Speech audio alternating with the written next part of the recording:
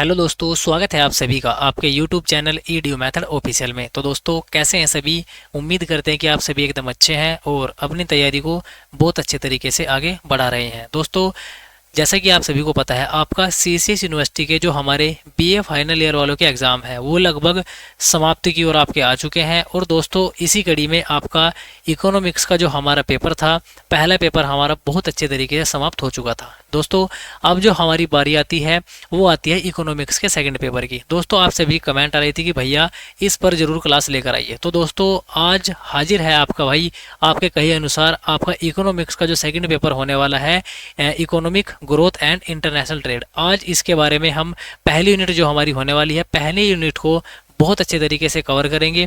और दोस्तों, इसमें मैंने पहली यूनिट के जितने भी सारे के सारे क्वेश्चन हैं वो मैंने इसमें समाहित कर लिए हैं। तो जिन बच्चों के पास मॉडल नहीं है और जो बच्चे ऑनलाइन पढ़ना चाहते हैं वो इस वीडियो को जरूर देखें, आपको बहुत ज़्यादा फायदा इस वीडियो से होने वाला है। दोस्तों, कोड हमारा ए 346 होने वाला है।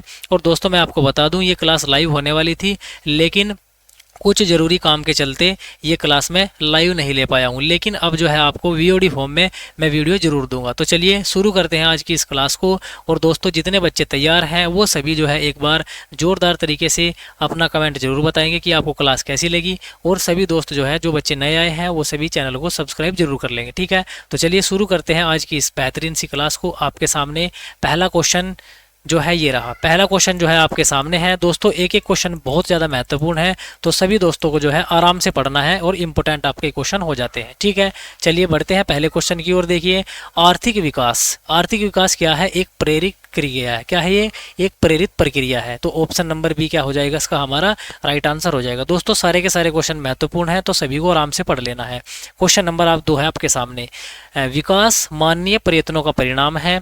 यह कथन किस अर्थशास्त्री ने दिया है? देखिए दोस्तों, जो हमारा ये कथन है ये दिया है लुईस ने। किसने? लुईस ने ये हमारा कथन दिया है। दोस्तों, मैं आपको इसकी पीडीएफ के बारे में बताऊंगा कि आपको पीडीएफ इसकी कैसे लेनी है। ठीक है, क्वेश्चन नंबर 3, आर्थिक विकास का मुख्य तथ्य पूंजी संचयन में वृद्धि करना है। यह कथन किसका है? यह कथन भी हमारा लुईस का हो जाएगा। चलिए आगे बढ़ जाते हैं क्वेश्चन नंबर 4 की ओर। आर्थिक विकास एक ऐसी प्रक्रिया है जिसमें वृद्धि होती है। देखिए, आर्थिक विकास में हमसे पूछा गया है किसकी वृद्धि होती है, तो किसकी होती है? इसमें राष्ट्रीय आय की वृद्धि होती है। किसकी? राष्ट्रीय आय की वृद्धि होती है आर्थिक विकास में। आर्थिक विकास प्रति व्यक्ति वस्तुओं के उत्पादन में निरंतर वृद्धि है। यह बात किसने कही है? यह बात पॉल बरान ने कही है। किसका कथन है ये? पॉल बरान का हमारा ये कथन हो जाएगा। आगे बढ़ जाते हैं नेक्स्ट क्वेश्चन की ओर। आर्थिक विकास की प्रमुख विशेषताएं कौन कौन सी है? देखिए, आर्थिक विकास की जो हमारी प्रमुख विशेषताएं हैं, यह एक सतत प्रक्रिया है। जी हाँ, बिल्कुल है। मांग के स्वरूप में परिवर्तन भी होता है और साधनों की पूर्ति में परिवर्तन भी होता है। तो क्या हो जाएगा? ये सभी हमारा राइट आंसर हो जाएगा, ऑप्शन नंबर डी वाला। दोस्तों, मैं आपको बता दूं, अगर आपको ऑप्शन में ये सभी मिले, ये दोनों मिले या उपरोक्त सभी मिले, तो आपको जो है इसको ही टिक करना है, क्योंकि इसकी ही संभावना सबसे ज़्यादा सही रहने की होती है एग्जाम में। आर्थिक विकास की प्रकृति मूलतः कैसी होती है? प्रायोगिक होती है। कैसी जी? प्रायोगिक होती है। क्वेश्चन नंबर 8, आर्थिक विकास का अंतिम लक्ष्य क्या होता है? राष्ट्रीय आय में वृद्धि करना। कैसा होता है? राष्ट्रीय आय में वृद्धि करना होता है आर्थिक विकास का अंतिम उद्देश्य। क्वेश्चन नंबर नेक्स्ट की ओर बढ़ जाते हैं। अर्थव्यवस्था के किसी क्षेत्र विशेष की प्रगति को आर्थिक विकास नहीं कहा जाता, क्योंकि इस क्षेत्र की प्रगति को अन्य क्षेत्रों की प्रगति से क्या होता है? नहीं जोड़ा जा सकता। चलिए आगे बढ़ेंगे। रोस्टोव के अनुसार अर्थव्यवस्था कितनी प्रक्रिया से होकर गुजरती है? किसके अनुसार पूछा है? ये पूछा है रोस्टोव के अनुसार। देखिए, रोस्टोव के अनुसार जो हमारी आर्थिक व्यवस्था होती है वो हमारी 5 प्रक्रिया से होकर गुजरती है। किससे? 5 प्रक्रिया से होकर गुजर जाएगी। आगे बढ़ेंगे क्वेश्चन नंबर 11। इंपोर्टेंट क्वेश्चन है आपके लिए, इंपोर्टेंट बहुत ज़्यादा। The theory of economic growth, यह पुस्तक किसकी है? यह है आपकी W.A. लुईस ने लिखी है। किसकी है ये? W.A. लुईस की हमारी ये पुस्तक हो जाएगी, इंपोर्टेंट बुक है। क्वेश्चन नंबर नेक्स्ट की ओर बढ़ जाएंगे। आर्थिक विकास में विकास के साथ अन्य क्या शामिल रहता है? देखिए, आर्थिक विकास में विकास के साथ जो है सामाजिक परिवर्तन भी शामिल रहता है। चलिए आगे बढ़ेंगे क्वेश्चन नंबर नेक्स्ट की ओर। संरचनात्मक परिवर्तनों के लिए प्रेरित विकास प्रक्रिया को क्या कहा जाता है? देखिए, संरचनात्मक परिवर्तनों से जो प्रेरित होकर हमारा विकास होता है उसको हम क्या कहते हैं? उसको हम आर्थिक विकास कहते हैं। क्वेश्चन नंबर 14, आर्थिक विकास क्या है? एक गत्यात्मक विचार है। इंपोर्टेंट क्वेश्चन है, आपका एग्जाम में आया था पिछले साल। आर्थिक विकास क्या है? एक प्रकार का गत्यात्मक विचार हो जाएगा। क्वेश्चन नंबर 15 की ओर बढ़ जाएंगे। विकास स्थिर स्थिति में होने वाला वह असंगत और स्वाभाविक परिवर्तन है जो वर्तमान संतुलन की अवस्था को हमेशा के लिए बदल देता है। यह कथन किसका है? यह कथन है शुम्पीटर का। किसका है जी? ये शुम्पीटर का कथन हो जाएगा। आगे बढ़ेंगे क्वेश्चन नंबर नेक्स्ट की ओर। विकास के संदर्भ में सबसे सटीक कथन अंकित कीजिए। विकास के संदर्भ में सबसे सटीक कौन सी बात हो जाएगी? इसमें ये हो जाएगी राष्ट्रीय वास्तविक आय बढ़ाना अनिवार्य है, राष्ट्रीय आय का मतलब। ठीक है। क्वेश्चन नंबर 17, आर्थिक विकास के अंतर्गत रचनात्मक परिवर्तन का अर्थ है। रचनात्मक परिवर्तन का मतलब क्या होता है आर्थिक विकास में? ये होता है परंपरागत समाज का आधुनिक औद्योगिक अर्थव्यवस्था में बदल जाना। ठीक है जी, चलिए आगे बढ़ जाते हैं क्वेश्चन नंबर नेक्स्ट की ओर। प्रोफेसर कुजनेट्स ने आर्थिक विकास को मापने के लिए कौन सा तरीका बताया है? इंपोर्टेंट है, ये है आपका राष्ट्रीय विकास का। ठीक है। क्वेश्चन नंबर नेक्स्ट की ओर। वास्तव में विकास तथा वृद्धि में क्या अंतर है? जो वास्तव में विकास और वृद्धि में अंतर है वो क्या होता है? दोनों के स्वभाव तथा कारणों से संबंधित है। ठीक है, ये क्या हो जाएगा? इसका राइट आंसर हो जाएगा। दोस्तों, एक एक क्वेश्चन महत्वपूर्ण है, तो आप सभी को बड़े अच्छे से और बड़े ही ध्यान से पढ़ लेना है। क्वेश्चन नंबर नेक्स्ट, बिना आर्थिक प्रगति के हम आर्थिक विकास की परिकल्पना भी नहीं कर सकते। ठीक है। क्वेश्चन नंबर 21, आर्थिक वृद्धि तथा विकास को किस श्रेणी में रखकर अध्ययन किया जाता है? ये किया जाता है आपका समष्टि एवं गतिशील आर्थिक विश्लेषण के द्वारा। ऑप्शन नंबर सी क्या हो जाएगा? इसका सही उत्तर हो जाएगा। प्रोफेसर जैकब वाइनर के अनुसार विकास का मापदंड क्या होता है? ये होता है प्रति व्यक्ति आय। किसके अनुसार? ये पूछा है आपका प्रोफेसर जैकब वाइनर के अनुसार। ठीक है।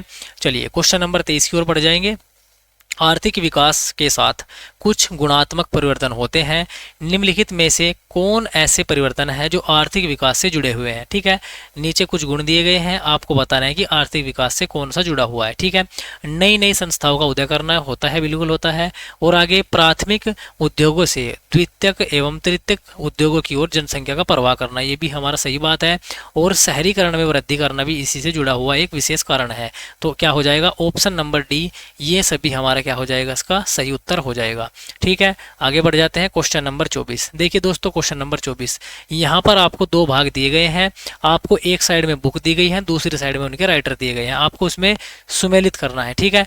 Political economic growth, economy of growth, ये किसकी पुस्तक है? ये आपकी पॉल ए ब्रान की। किसकी है? पॉल ए ब्रान। आप देखेंगे कि पहला जो है आपका, इसमें सेकंड वाला कौन सा हो जाएगा? ये हो जाएगा पहले में सेकंड। ऑप्शन नंबर सी आप टिक कर लेंगे। ऐसे ही आप इनको जो है आराम से मैच कर लेंगे। ठीक है। यहाँ से क्वेश्चन आपसे पूछा जा सकता है, हो सकता है कि यहाँ से आपको अलग अलग स्पेशल करके पूछ ले। ठीक है। चलिए आगे बढ़ जाते हैं क्वेश्चन नंबर 25 की ओर। विकास के अंतर्गत में संरचनात्मक परिवर्तन आता है। किसके विकास के अंतर्गत किसमें परिवर्तन आता है? ये आता है उत्पादन में। किसमें? उत्पादन में अंतर आता है विकास के अंतर्गत। ठीक है, आगे बढ़ जाएंगे। एक अर्ध विकसित अर्थव्यवस्था पाई जाती है किसमें? न्यायपक निर्धनता में पाई जाती है, व्यापक बेरोजगारी में भी, और आपका जनसंख्या की अधिकता। तो option number C, option number D sorry, ये सभी हमारा क्या हो जाएगा? Right answer. वास्तविक आय के कम होने के क्या कारण है? देखिए, वास्तविक आय जो हमारी कम होती है उसका कारण क्या है? उत्पादकता का कम होना। उत्पादकता का कम होना क्या है? इसका मुख्य कारण हो जाएगा। विकसित देशों में बेरोजगारी का स्वरूप कैसा होता है? ये होता है चक्रीय। मोस्ट इंपोर्टेंट क्वेश्चन है, ये आपका एग्जाम में कई बार पूछा जा चुका है आपके। क्वेश्चन नंबर 29, विकासशील अर्थव्यवस्था की वृद्धि की प्रमुख समस्या क्या होती है? ये सभी क्या हो जाएगी हमारी? ये सभी समस्या हो जाएगी। अधिक निर्धनता भी, और बेरोजगारी की समस्या भी, और आपका जनसंख्या की अधिकता एवं पूंजी की न्यूनता, ये भी हमारी क्या हो जाएगी? इसकी प्रमुख समस्या हो जाएगी। तो राइट आंसर हो जाएगा ऑप्शन नंबर डी, ये सभी। ठीक है। क्वेश्चन नंबर 30, असंतुलित विकास की व्यूह रचना की अवधारणा प्रमुख रूप से किस अर्थशास्त्री ने प्रतिपादित की थी? ये किसने की थी? ये हमारी शुम्पीटर ने की थी। ठीक है, किसने? शुम्पीटर ने ये करी थी। ठीक है। चलिए आगे बढ़ेंगे क्वेश्चन नंबर 31 की ओर। क्वेश्चन नंबर 31, निम्नलिखित में से कौन सा अर्थ विकास अर्थव्यवस्था का लक्षण नहीं है? ठीक है, कौन सा लक्षण नहीं है विकसित अर्थव्यवस्था का? ठीक है, ये हो जाएगा कौन सा जी? जनसंख्या घनत्व अधिक होना। ये क्या है आपका? ये इसका एक मुख्य लक्षण नहीं है। ठीक है। चलिए आगे बढ़ेंगे क्वेश्चन नंबर 32 की ओर। विकासशील देशों की अर्थव्यवस्था कैसी होती है? ये होती है त्रिकोणीय। इंपॉर्टेंट क्वेश्चन है, याद रखेंगे। क्वेश्चन नंबर 33, विकासशील देशों की प्रति व्यक्ति आय होती है। देखिए जो हमारे विकासशील देश होते हैं उनकी प्रति व्यक्ति आय निम्न होती है। क्या होती है? निम्न होती है जी। क्वेश्चन नंबर 34, अल्प विकास का अर्थ किससे है? अल्प विकास का अर्थ होता है एक या अनेक उत्पादन के घटनों की न्यूनता से। ठीक है दोस्तों, वीडियो के बाद जरूर बताना है कि आपको क्लास कैसी लगी। 2 शब्द जो है आप जरूर लिखेंगे कमेंट्स में, ठीक है। लेकिन फिलहाल आप पढ़िए क्वेश्चन नंबर 35 की ओर। निम्न जीवनावधि, व्यापक निरक्षरता, निम्न जीवन स्तर व स्वास्थ्य विकासशील देशों की जनसंख्या की क्या होती है? गुणात्मक विशेषताएं हैं। ये सभी क्या है? इसकी गुणात्मक विशेषताएं हो जाएंगी। क्वेश्चन नंबर 36 की ओर बढ़ जाएंगे। अल्प विकसित देशों में दोहरी अर्थव्यवस्था होती है, जिससे तात्पर्य है, आपसे पूछा गया है कि अल्प विकसित देशों में जो दोहरी अर्थव्यवस्था होती है उसका मतलब क्या है। देखिए दोहरी अर्थव्यवस्था का मतलब होता है बाजार एवं जीवन निर्वाह की अर्थव्यवस्था। ठीक है, चलिए भैया आगे बढ़ जाते हैं क्वेश्चन नंबर 37 की ओर। क्वेश्चन नंबर 37 आपके सामने है। विकास प्रक्रिया में निम्न में से कौन आवश्यक होते हैं? विकास की प्रक्रिया में कौन कौन आवश्यक होते हैं? उत्पादन विधि में सुधार भी आवश्यक है और परिवर्तन का माहौल भी होना आवश्यक है। तो राइट आंसर हो जाएगा ए व बी दोनों, ऑप्शन नंबर सी सही हो जाएगा। ठीक है, क्वेश्चन नंबर 38 की ओर बढ़ जाएंगे। अल्प विकसित देश विश्व की गंदी बस्तियां हैं, यह किसने कहा है? यह बात कही है प्रोफेसर केयर नोक्स ने। किसने? केयर नोक्स ने यह बात कही है। ठीक है, चलिए आगे बढ़ेंगे क्वेश्चन नंबर 39। अल्प विकसित देशों के लिए निर्धन राष्ट्र शब्द का प्रयोग सबसे पहले किसने किया है? निर्धन राष्ट्र का शब्द का प्रयोग सबसे पहले किसने किया है? मायर ए वाल्डिन। किसने? मायर ए वाल्डविन ने निर्धन राष्ट्र का प्रयोग सबसे पहले अल्प विकसित देशों के लिए किया है। ठीक है भैया, आगे बढ़ जाते हैं क्वेश्चन नंबर 40 की ओर।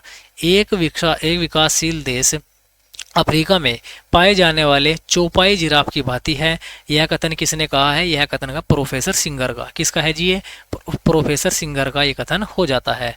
आगे बढ़ेंगे क्वेश्चन नंबर 41 की ओर। अल्प विकास को विकास की संभावना के आधार पर किस अर्थशास्त्री ने परिभाषित किया था? ये किसने किया है? ये किया है प्रोफेसर जैकब वाइनर ने। ऑप्शन नंबर बी सही उत्तर हो जाएगा। ठीक है, आगे बढ़ जाते हैं क्वेश्चन नंबर 42 की ओर। Question number 42 important. यह परिभाषा किसकी है? विकासशील देश वे देश हैं जिनमें प्रति व्यक्ति वास्तविक आय अमेरिका, कनाडा, ऑस्ट्रेलिया और पश्चिमी यूरोपीय देशों की प्रति व्यक्ति आय से कम है। ठीक है, यह परिभाषा किसकी है? यह परिभाषा दी है संयुक्त राष्ट्र संघ ने। किसने? यूएनओ ने हमारी ये परिभाषा दी है। ठीक है जी, आगे बढ़ जाते हैं क्वेश्चन नंबर 43 की ओर। Question number 43 most important question आप मार्क करेंगे।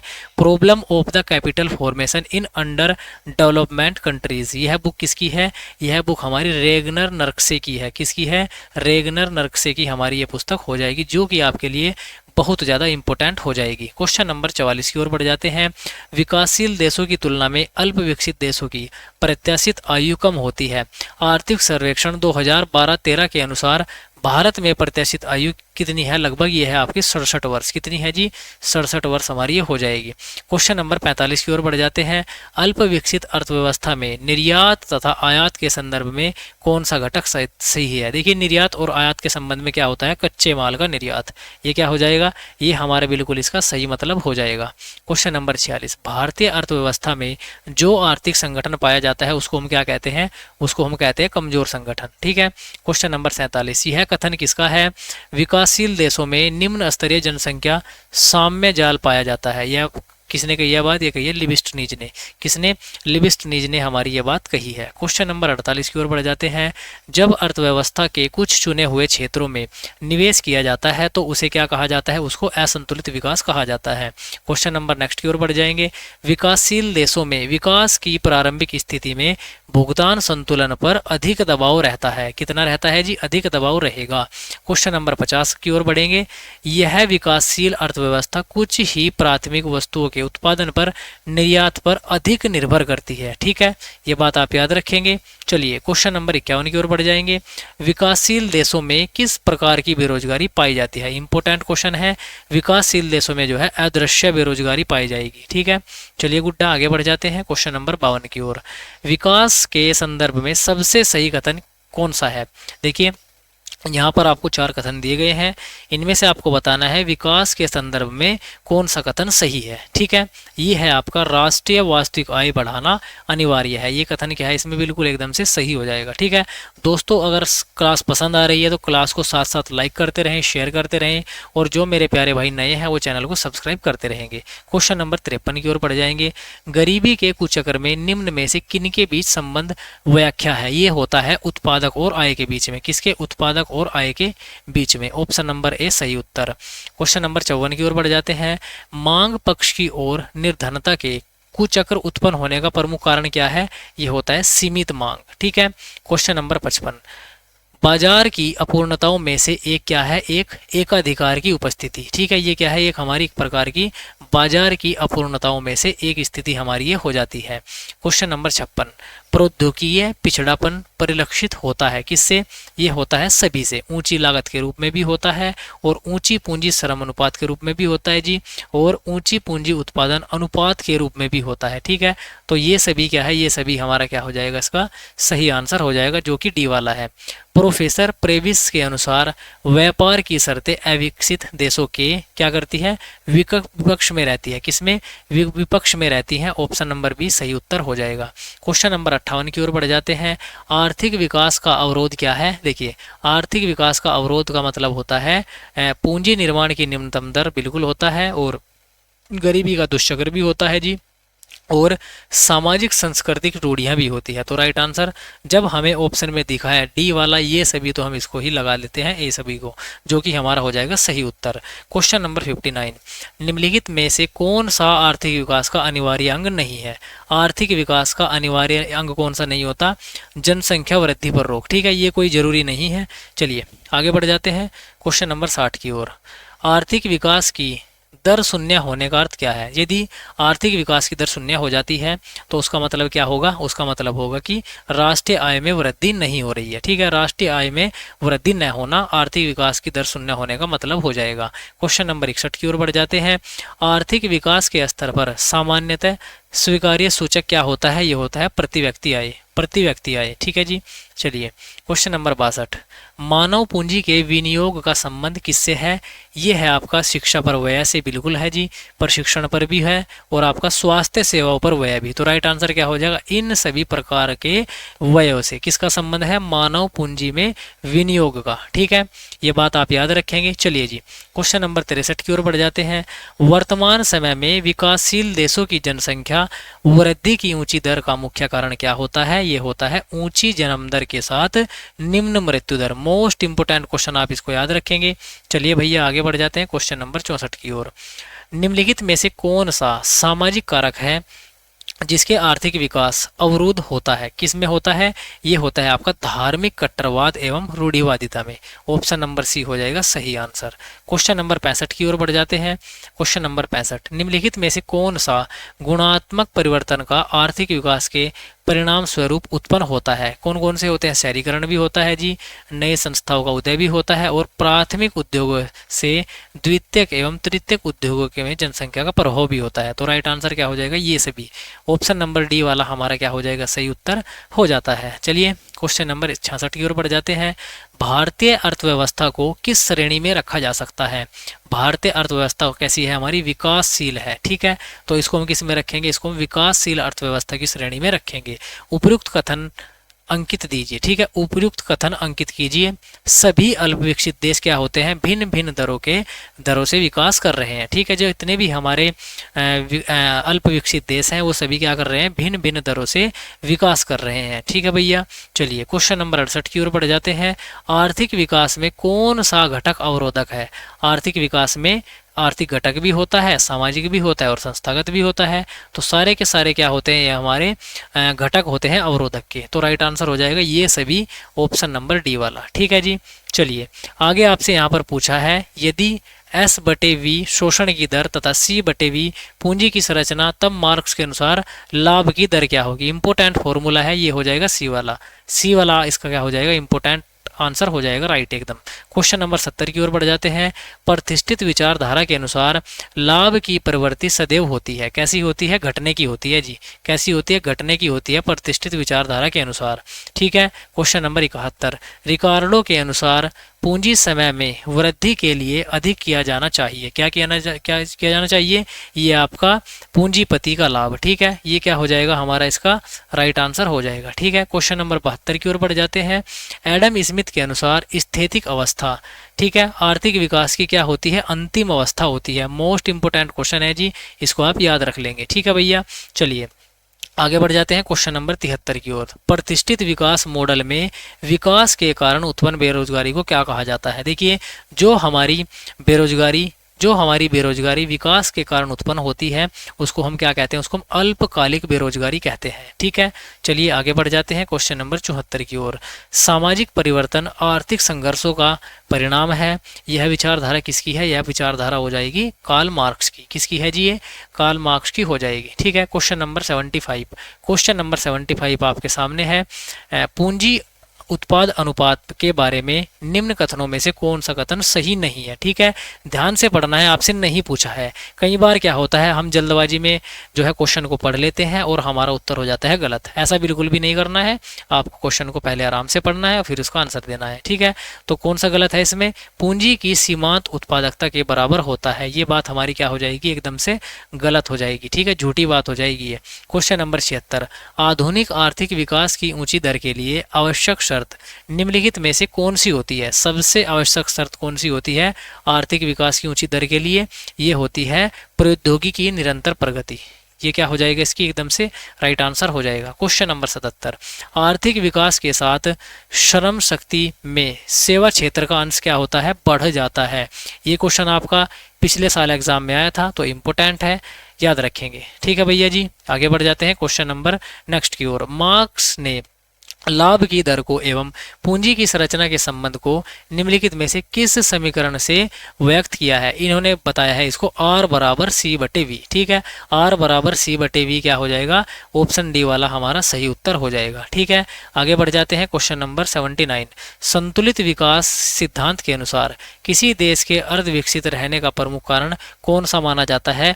ये माना जाता है प्रौद्योगिकी का निम्न स्तर। ठीक है, चलिए आगे बढ़ जाते हैं जी क्वेश्चन नंबर नेक्स्ट की ओर। मार्क्स के अनुसार लाभ किस पे निर्भर करेगा? ये करेगा शोषण की दर पे भी और पूंजी की संरचना पे भी। तो राइट आंसर हो जाएगा ऑप्शन नंबर सी, ए व बी दोनों। ठीक है, क्वेश्चन नंबर 81। देखिए, मार्क्स ने वस्तुओं के मूल्य का विभाजन किस प्रकार किया है? देखिए, सूत्र है आपका ये स्थिर पूंजी प्लस परिवर्तनशील पूंजी प्लस अतिरेक्य। ठीक है, तीनों आपको याद रखने हैं, इंपोर्टेंट आपका हो जाएगा। ठीक है, शुम्पीटर के अनुसार क्या है? पूंजीवाद की सफलता ही इसके विनाश का कारण है। किसके अनुसार? शुम्पीटर के अनुसार। ठीक है, क्वेश्चन नंबर 83 आपके सामने।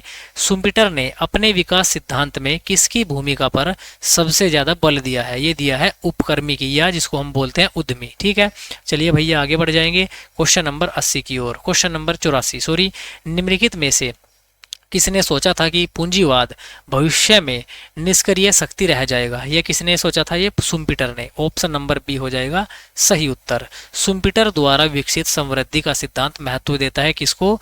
ये देता है नव परिवर्तनों की भूमिका को। ठीक है जी, चलिए आगे बढ़ जाते हैं क्वेश्चन नंबर 86 की ओर। हैरोल्ड के विकास मॉडल में वह दर जो कि जनसंख्या वृद्धि तथा तकनीकी परिवर्तनशील स्वीकार करती है, वह दर क्या कहलाती है? ये क्या कहलाएगी हमारी? ये कहलाएगी विकास की स्वाभाविक दर। ठीक है, ऑप्शन नंबर ए सही उत्तर। चलिए आगे बढ़ जाते हैं क्वेश्चन नंबर 87 की ओर। हैरोल्ड मॉडल के लिए निम्नलिखित में से कौन सा कथन सत्य नहीं है? कौन सा कथन हैरोल्ड मॉडल के लिए सत्य नहीं है? ठीक है, तो राइट आंसर होगा सी वाला। तकनीक का चयन पूंजी की उपलब्धता पर निर्भर करता है, ये बात हो जाएगी हमारी गलत। ठीक है, चलिए आगे बढ़ जाते हैं। विकास मॉडल में मुद्रा का प्रयोग सबसे पहले किसने किया था? इंपोर्टेंट क्वेश्चन है, ये किया था जे टोबिन ने। किसने? जे टोबिन ने विकास मॉडल में मुद्रा का प्रयोग सबसे पहले किया था। क्वेश्चन नंबर नेक्स्ट की ओर। हैरोल्ड डोमर मॉडल का एक विस्तृत रूप क्या है? ये है आपका जे.एम. Keynes model. ठीक है, क्या है? हैरोल्ड डोमर जो मॉडल है ये किसका विस्तृत रूप है? ये आपका किन्स मॉडल का विस्तृत रूप हो जाएगा। ठीक है, आगे बढ़ जाते हैं क्वेश्चन नंबर नेक्स्ट की ओर। हैरोल्ड डोमर मॉडल पूंजी की संचय के किस पक्ष पर बल देता है? ये देता है मांग पक्ष पे भी और आपका पूर्ति पक्ष पे भी। तो राइट आंसर हो जाएगा ए व बी दोनों पे। ठीक है जी, चलिए आगे बढ़ जाते जाते हैं, हेरोड डोमर मॉडल प्रस्तुत करता है, क्या करता है, ये आपका प्रतिष्ठित एवं किन्स विचारधाराओं का समन्वय करता है। ठीक है, चलिए आगे बढ़ जाते हैं क्वेश्चन नंबर नेक्स्ट की ओर। हेरोड डोमर मॉडल सिद्धांत है, ये क्या है, एक प्रकार का दीर्घकालिक सिद्धांत है। ठीक है, चलिए भैया, हेरोड डोमर मॉडल क्या है, एक प्रकार का किन्सवादी मॉडल पर प्रायोगिक विस्तार है। ठीक है, इंपॉर्टेंट क्वेश्चन है सारे के सारे, तो सभी को आराम से पढ़ लेना है। हेरोड मॉडल में G बराबर GU और GN होता है, इसका मतलब क्या होता है, इसका मतलब होता है हमारा स्फीति होगी, क्या होता है इसका मतलब, स्फीति हो जाएगी हमारा। ठीक है, चलिए भैया आगे बढ़ जाते हैं, आगे बढ़ जाते हैं। डोमर के विकास मॉडल के लिए कौन सा कथन सत्य है, ये है आपका बी वाला। आय में वृद्धि क्या होती है, औसत बचत की प्रवृत्ति बटे पूंजी उत्पाद उत्पादन अनुपात, सॉरी ये क्या हो जाएगा हमारा राइट आंसर हो जाएगा। क्वेश्चन नंबर नेक्स्ट की ओर बढ़ जाते हैं। हेरोड डोमर मॉडल में वांछित वृद्धि दर बनाए रखने के लिए प्रत्येक क्रमिक काल में क्या वृद्धि होती है, ये होती है बढ़ने परिमाण में वृद्धि होनी चाहिए। ठीक है जी, चलिए आगे बढ़ जाते हैं। मुझे जो है महसूस हो रहा है लगभग आपको थोड़ा बहुत ब्लर दिख रहा होगा, लेकिन ये थोड़े से जो फोटो वगैरह क्लिक करने में दिक्कत हो गई है, बाकी आपको आगे क्लियर चीज़ें दिख जाएंगी। ठीक है, हेरोड डोमर का विकास मॉडल कुछ मान्यताओं पर आधारित है, किस किस पे है, देखिए ये हो जाएगा हमारे तीन, पहली तीन अर्थव्यवस्था बंद तथा बिना सरकारी हस्तक्षेप के होती है, बिल्कुल होती है, और आपका अर्थव्यवस्था में प्रौद्योगिकी उत्पन्न उन्नति होती है, तो पूंजी गहन या श्रम गहन हो सकती है, ये बात भी हमारी सत्य है। ठीक है जी, और उत्पादन स्थिर उत्पादन इस सिद्धांत के अंतर्गत आता है, ये बात भी सही है, लेकिन चौथी बात हमारी गलत है, श्रम आपूर्ति एक निश्चित दर से बढ़ रही है, ये बात हमारी गलत है, तो राइट आंसर 1 2 3 हमारा सही हो जाता है। ठीक है, पूर्ण रोजगार संतुलन दिशा में क्या होता है, ये होता है हमारा कौन सा, G बराबर CW बराबर CN के, इंपोर्टेंट रखेंगे, ये टर्म इंपोर्टेंट है। ठीक है, चलिए क्वेश्चन नंबर 99, प्राकृतिक वृद्धि दर जिसको हम GN बोलते हैं, इस पर क्या होता है, इस पर हमारा पूर्ण रोजगार होता है, क्या होता है जी, इस पे पूर्ण रोजगार होता है। चलिए क्वेश्चन नंबर 100 की ओर बढ़ जाते हैं। हेरोड के अनुसार वास्तविक वृद्धि G की दिशा में क्या होता है, वास्तविक बचत और वास्तविक निवेश बराबर होते हैं। ठीक है भैया, चलिए क्वेश्चन नंबर 101 की बढ़ जाते हैं। हेरोड का सिद्धांत आधारित है किस पे, ये होता है गुणक एवं त्वरक दोनों पे, इंपोर्टेंट क्वेश्चन याद रखेंगे। क्वेश्चन नंबर 102, हेरोड की मान्यता अनुसार पूंजी गुणांक क्या होती है, स्थिर होती है। ठीक है, चलिए क्वेश्चन नंबर 103, प्रदर्शन प्रभाव का अर्थ क्या होता है, ये होता है उपभोग का अनुकरण प्रभाव। ठीक है, चलिए क्वेश्चन नंबर 104 की ओर बढ़ जाते हैं। डोमर ने अपने मॉडल में प्रयोग किया है, क्या किया है डोमर ने अपने मॉडल में प्रयोग, ये करा है पूंजी उत्पाद अनुपात एवं गुणक के व्युत्क्रम का। ठीक है, चलिए भैया आगे बढ़ जाते हैं क्वेश्चन नंबर नेक्स्ट की ओर। हेरोड ने अपने मॉडल में क्या प्रयोग किया है, पूंजी उत्पादक अनुपात त्वरक का, ये हमने कर चुके हैं। चलिए आगे बढ़ जाते हैं क्वेश्चन नंबर नेक्स्ट की ओर। डोमर के अनुसार पूर्ण रोजगार दशा बनाए रखने के लिए आवश्यक क्या होता है, ये होता है उत्पादन की मांग बराबर उत्पादन की पूर्ति। ठीक है, सही एकदम से उत्तर हो जाएगा, यहाँ से आपसे क्वेश्चन जरूर पूछा जाएगा, तो ये जो फॉर्मूला बेस आपके क्वेश्चन है इनको आप याद रखेंगे। क्वेश्चन नंबर नेक्स्ट की ओर। डोमर के अनुसार आय में वृद्धि क्या होती है, बचत प्रवृत्ति बटे पूंजी उत्पादन अनुपात। ठीक है, ये क्या हो जाएगा हमारा सही उत्तर हो जाएगा। क्वेश्चन नंबर नेक्स्ट की ओर बढ़ जाते हैं। डोमर के अनुसार अर्थव्यवस्था में निवेश उस दर पर किया जाना चाहिए जहां क्या होती है, आय वृद्धि दर बराबर हो और उत्पादन वृद्धि दर के बराबर हो। सॉरी, आगे बढ़ जाते हैं क्वेश्चन नंबर नेक्स्ट की ओर। हेरोड के अनुसार विकास की दर कैसी होती है, बचत दर बटे पूंजी उत्पादन अनुपात। ठीक है, चलिए आगे बढ़ जाते हैं क्वेश्चन नंबर नेक्स्ट की ओर। GU less than GN, sorry GU greater than GN, तब अर्थव्यवस्था में क्या होगा, अगर इस प्रकार की स्थिति होगी तो उसमें होगा दीर्घकालिक गतिहीनता होगी, दीर्घकालिक गतिहीनता इसमें हो जाएगी अगर ऐसी कंडीशन आपकी बन रही है। ठीक है जी, क्वेश्चन नंबर नेक्स्ट की ओर बढ़ जाते हैं। क्वेश्चन नंबर नेक्स्ट है जी G लेस देन U, इसका मतलब क्या होता है, दीर्घकालिक मंदी होता है। ठीक है जी, क्वेश्चन नंबर नेक्स्ट की ओर बढ़ जाते हैं। क्वेश्चन नंबर नेक्स्ट जो कि हमारी आज की क्लास का अंतिम क्वेश्चन है, G बड़ा होता है अगर U से, तो यहाँ पर क्या हो जाएगी स्थिति, दीर्घकालीन स्थिति इस टाइम पे हो जाएगी। ठीक है दोस्तों, ये थी हमारी पूरी की पूरी पहली यूनिट। दोस्तों अगर आपको क्लास पसंद आई है तो क्लास को लाइक कर दें, और चैनल पर पहली बार आए हैं तो चैनल को जरूर सब्सक्राइब कर दें। और दोस्तों अगर आपको इसकी पीडीएफ चाहिए, पीडीएफ के लिए आपको टेलीग्राम चैनल को ज्वाइन करना है, जिसकी डिस्क्रिप्शन में मैंने लिंक दे रखी है। ठीक है, वहाँ से लिंक पे क्लिक करके आप टेलीग्राम चैनल में ज्वाइन हो जाइए, वहीं पर आपको ये सारी की सारी पीडीएफ मिलती रहेगी टाइम टू टाइम। ठीक है, और दोस्तों ज़रूर बताना है कि क्लास कैसी लगी। तो चलिए दोस्त, मिलते हैं कल की नेक्स्ट क्लास में। तब तक के लिए आपको इसी प्रकार से पढ़ते रहना है और अपनी तैयारी को बहुत अच्छे तरीके से आगे बढ़ाते रहना है।